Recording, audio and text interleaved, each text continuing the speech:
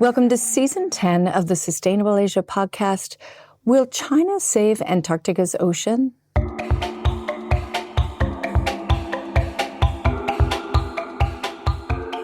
This is a special season where we've asked Jennifer Turner, director of the China Environment Forum for the Woodrow Wilson Center, to chat with 4 Chinese experts about why creating more marine protected areas in the Southern Ocean surrounding Antarctica is good for the planet and also good for China. Jennifer introduced us to these Chinese experts through a webinar she hosted on the subject, China's Role in Saving the Wild Southern Ocean. Check it out on the China Environment Forum website. We'll put a link to it on the show notes. Hi, everyone. I'm Jennifer Turner, and I'm very excited to be hosting another podcast here today focused on marine issues in Antarctica. In part because when I was a kid, I wanted to be a marine biologist. I mean, who didn't, watching Jacques Cousteau on TV? So that's probably why I've been really excited to meet with these 4 Chinese marine experts at my meeting and here on the podcast. Now, in the podcast, we are diving again into the issue, will China be a global marine conservation leader by approving new marine protected areas in Antarctica? In the last episode, I spoke with Dr. Binbin Li of Duke Kunshan University about China's growing awareness of the importance of protecting our oceans for the sake of future generations.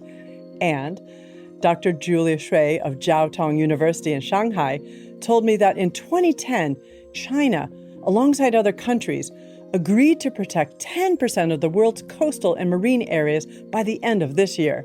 She also said that China was committed to setting aside 5% of its own territorial waters under its National Ocean Development Plan.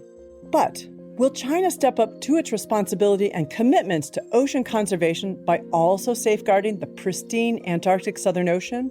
Will it harmonize its fishing interests with protecting the marine species in Antarctica for future generations?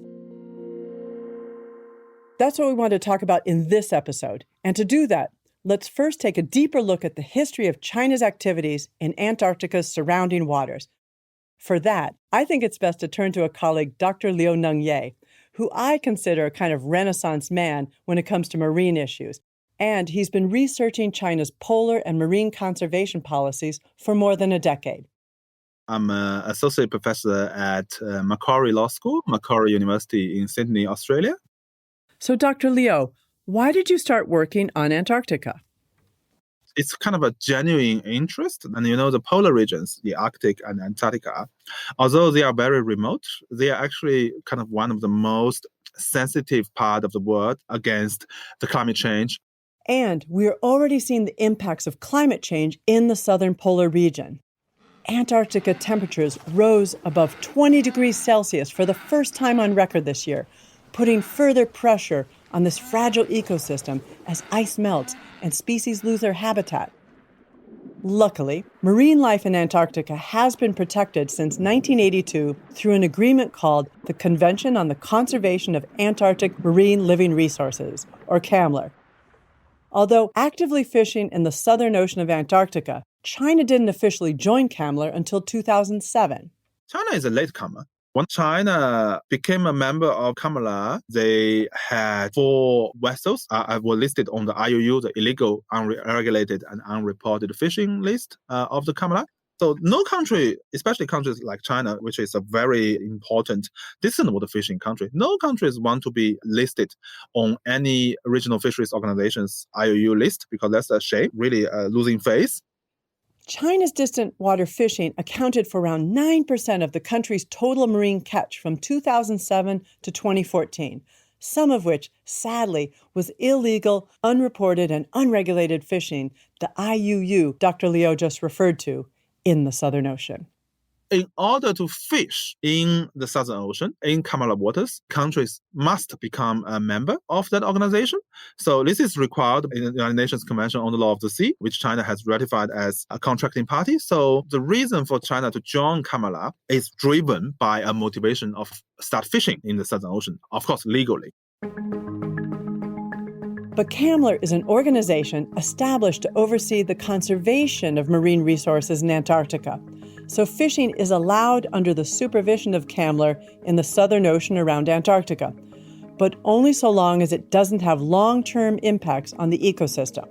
CCAMLR is a conservation body, mainly for the protection of marine ecosystem in the Southern Ocean, and also at the same time allow some fisheries for countries like China. And China is not alone, but China is now probably the most vocal country to speak it out. They believe CCAMLR is a regional organization that manage the fisheries in the Southern Ocean. So there remains a pull and tug in China's relationship with CCAMLR, but participation in CCAMLR also give China an opportunity to embrace international norms and rules on sustainable fisheries through their involvement in scientific research.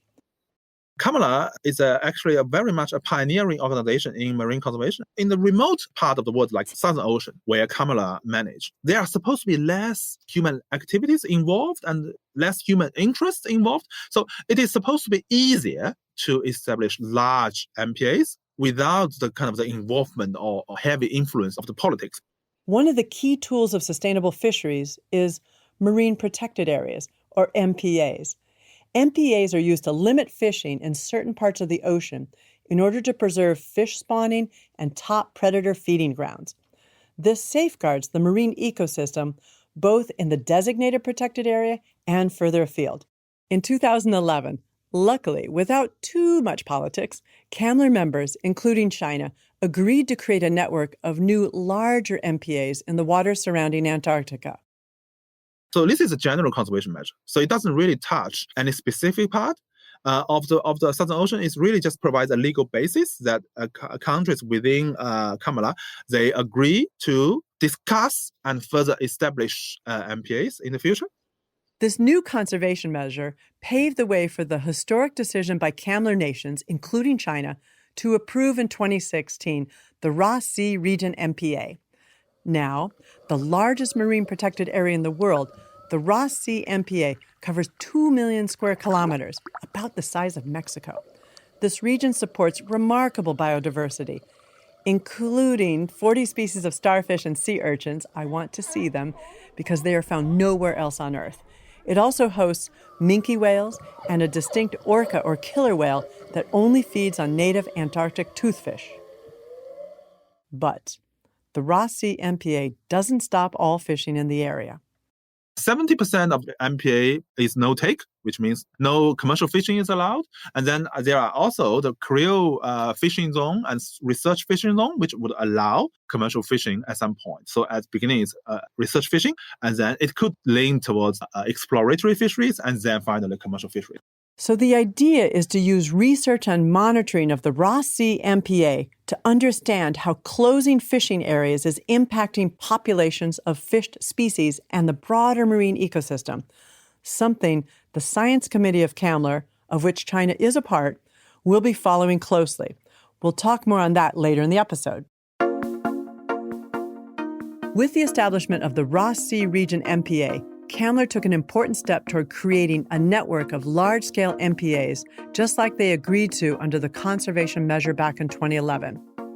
The next steps toward reaching that conservation goal includes designating the proposed Weddell Sea, East Antarctic, and Antarctic Peninsula MPAs. These 3 MPAs are all up for approval later this year during the October CCAMLR meetings. To learn more about why these proposed MPAs should be approved by China and CCAMLR, I checked in with another colleague, Julian Chen, who runs the ocean program for the Greenovation Hub, an environmental NGO based in Beijing. Now, I have to tell you that when Julian gave a talk for me in the summer on Zoom, his virtual backdrop was the deck of a Chinese icebreaker in Antarctica. You see that when he was a kid, he loved going to the ocean, and as a boy, he was also fascinated by ships. Didn't matter if they were Navy, fishing ships, even the fictional Star Trek Enterprise. but his destiny was set on his first trip to Antarctica. It is special to me because I grew up in Shanghai. It's a big city. There's not so much wilderness here, and I don't have this kind of connection to the nature until I went to Antarctica. Because in Antarctica, animals and humans are not afraid of each other. When we observed the whales and the whales were surfacing to see us, I went whale watching whenever I can afterwards, but there's nothing compared to Antarctica. Back then, Julian was working on climate change and had just attended the UN climate change meetings in Copenhagen. His trip to Antarctica helped him combine his love for the oceans with his background in climate change. For him, creating no-take zones or areas where no fishing is allowed is a win-win scenario in the Southern Ocean. There are people saying that MPAs does not reduce greenhouse gas or prevent the changes relating to climate change, such as warming and acidification. But if you remove a stressor such as fishing, the ecosystem would get more resilient in confronting other problems. But Antarctic MPAs would do even more to help fight climate change. Krill, found in huge swarms throughout the Southern Ocean, are very good at removing carbon from the atmosphere. This is because krill swarms feed on carbon-capturing algae near the surface of the water, then swim to lower depths, dropping their carbon-filled waste in the water at the bottom of the ocean. Krill swarms can number in the trillions of individuals, and the carbon they store in the deep ocean every year equals the emissions of 35 million cars. During the last year, China launched Shenlan, the largest krill fishing vessel ever built. This 120-meter vessel with state-of-the-art freezing technology will serve China and export markets. But can China's increasing desire to fish Antarctic krill be done sustainably without impacting the ecosystem? The only way to answer this question is by monitoring krill and the species that rely on them, both in the MPAs and in other krill fishing grounds.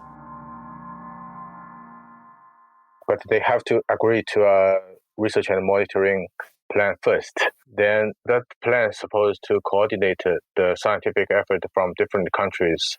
A research monitoring plan allows scientists to use the natural laboratory of the MPA to study the impacts of climate change without any other threats, like fishing on the ecosystem.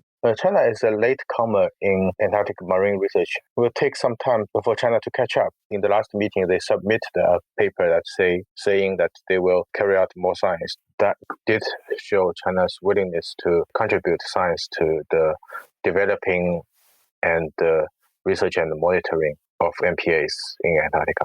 All members of CCAMLR have the opportunity to submit any research to the CCAMLR Scientific Committee. In turn, the Commission of CCAMLR is obligated to take advice of the Scientific Committee, including recommendations for setting fishing limits or establishing large marine protected areas. The problem for researching Antarctica is the lack of ship time in those regions. There are only very few vessels goes to Antarctica, and even less will have the luxury of time to actually do research. To address this lack of research vessels, last year, China sent a second icebreaker, Shuilong 2 or Snow Dragon 2, to the Southern Ocean. With a new icebreaker, they can contribute more ship time that dedicated to ecological surveys. That will be very helpful. There is a website called polarscanner.org. From that website, you can see the trace of the Chinese icebreakers. You can see in the last Antarctic expedition, the Shuilong 2 did some survey because you can see the historical movement of the ship.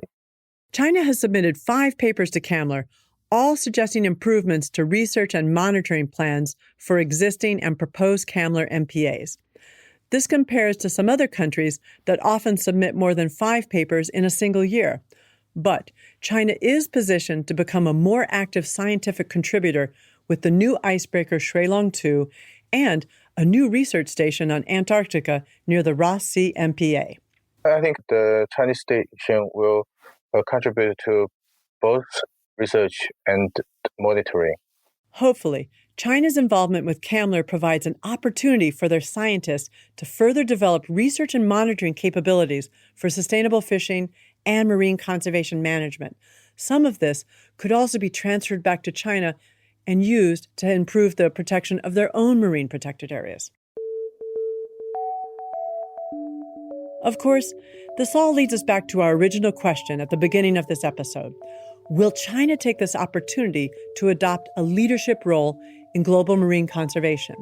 Clearly, the investment in the new icebreaker and more focus on contributing to scientific research in CCAMLR is a step forward in that direction. The next mark is the approval of the proposed 3 marine protected areas during the CCAMLR October meetings. We are now facing a world with significantly declining marine ecosystem and fish stocks. Antarctic waters is probably the last frontiers. Some countries have fishing interest, but sustainable fisheries should be of any country's interest, including China. Because without sustainable fisheries, there won't be any fish or krill for anyone to catch anymore. That's why, in the long run, I'm overall optimistic about China's support of establishing Southern Ocean MPAs. And Julian also believes that approving the MPAs is important to demonstrate China's commitment under the UN Convention on Biodiversity that we mentioned in episode 1. In fact, China is going to host the coming conference of parties of the Convention for Biodiversity. Agreeing to MPA in Antarctica also can demonstrate their leadership in biodiversity conservation. And it turns out there is a large global coalition of countries calling to increase the 2020 goal of protecting 10% of the ocean up to 30% protection by 2030. Those discussions will be taking place at the upcoming Biodiversity Convention to be hosted in China. The decision to support the marine protected areas in Antarctica is one that will impact all future generations. When I was a kid, I was expecting to see a white dolphin from the Yangtze River because it was famous, it was on TV. So I expect to see it in a zoo or somewhere. About the year 2000, it declared extinction. I can never see that animal again. It's just gone. I want Antarctica to remain the same as I have visited when my daughter get to visit it. So I think that's important to me because it's like you have some expectation when you were young, and it's a very sad thing if you miss that.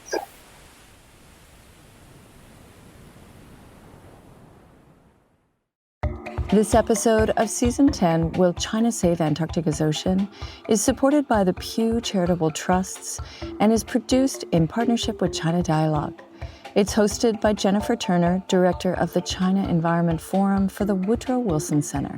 It was produced by Sustainable Asia, including me, Marcy Trent Long, and associate producer Charmaine Lee. Thanks to our guests Julian, Chen, and Dr. Liu Nengye.